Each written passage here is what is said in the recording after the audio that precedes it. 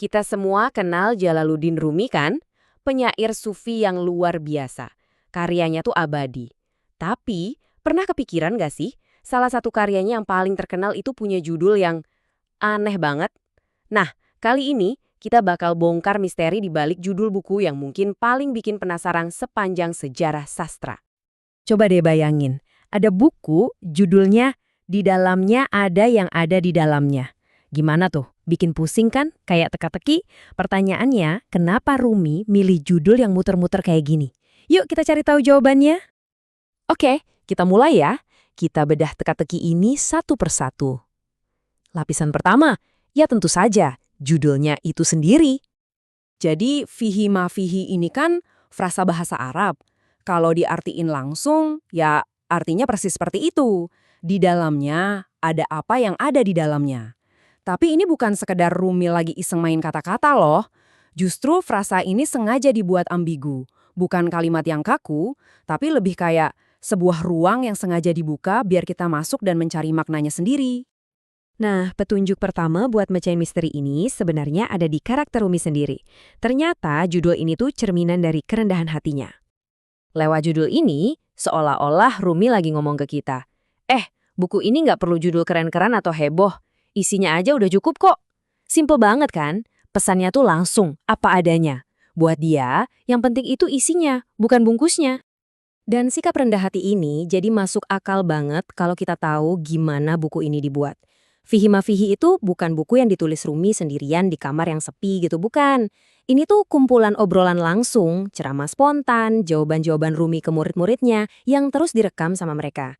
Jadi ya kantas aja judulnya sesederhana itu, jujur banget dan cocok sama asal-usulnya yang sangat alami. Oke, tapi ceritanya nggak berhenti di Rumi aja. Pilihan judul ini punya akar yang lebih dalam lagi, yaitu di tradisi sufisme itu sendiri, di mana, yaitu tadi, isi selalu jauh lebih penting daripada penampilan. Prinsip utama sufi itu bisa dibilang gini, jangan cuma lihat kulitnya, cari dong isinya. Jadi dalam tradisi ini, kebenaran batin itu, jauh lebih berharga daripada sekedar tampilan luar. Judul itu cuma sampul buku, tapi cahaya ilmunya itu ada di dalam teksnya. Dan ini beda banget sama zaman sekarang kan? Coba lihat deh, judul-judul sufi itu biasanya rendah hati, misterius, kayak ngajak kita masuk pelan-pelan. Nggak ada ego, nggak ada klaim ini punya gue. Bandingin sama judul buku modern yang seringnya teriak-teriak, ngeklaim ini itu, sengaja dibuat-buat marketing buat nunjukin gue ahlinya. Jadi pilihan Rumi ini untuk zamannya, bahkan sampai sekarang bener-bener radikal.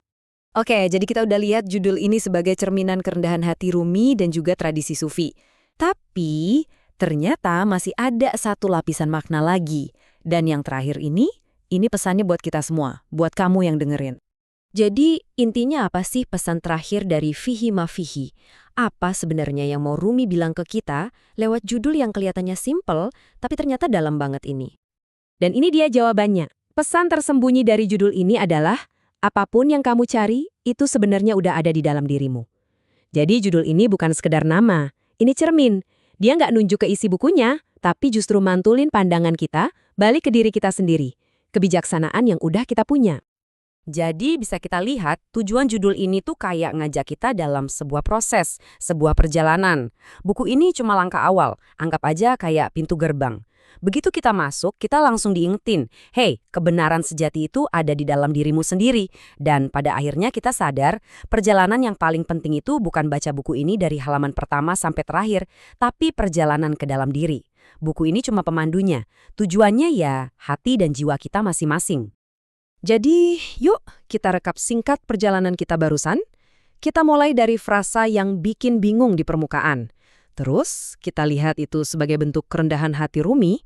Lanjut, kita pahami dalam konteks ajaran sufi. Dan akhirnya, kita sampai ke intinya, pesan langsung buat kita bahwa semua jawaban ada di dalam diri. Dan sampailah kita di akhir. Tapi, saya mau tinggalin satu pertanyaan buat kita renungkan sama-sama. Kalau Rumi bener, kalau kebenaran terbesar itu memang udah ada di dalam diri kita, pertanyaannya adalah, kita harus mulai mencari dari mana?